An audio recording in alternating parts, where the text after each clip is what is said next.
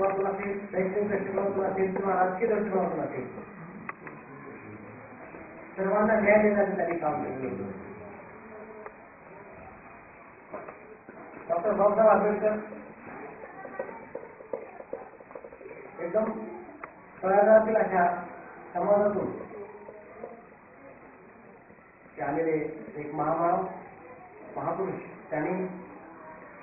त्यांची गोडी शिक्षणामध्ये अगदी चांगली होती, हुशार असलेले विद्यार्थी म्हणून जेव्हा जेव्हा त्यांना संधी मिळेल तेव्हा तेव्हा त्यांनी अगदी अहोरात्र असा अभ्यास करून जास्त वेळ अभ्यास करून त्यांनी वेगवेगळ्या पदवी मिळवलेल्या आहेत. एका विषयापासून 2 ते 3 विषयामध्ये, मग ते राज्यशास्त्र असेल, अर्थशास्त्र असेल, बॅरिस्टरची पदवी असेल,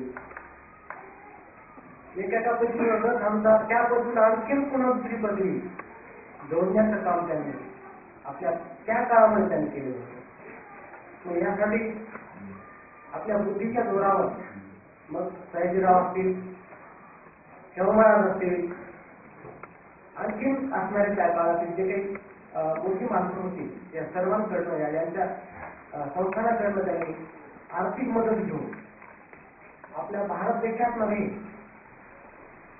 विदेशातील असणाऱ्या नामांकित अशा चांगल्याच्या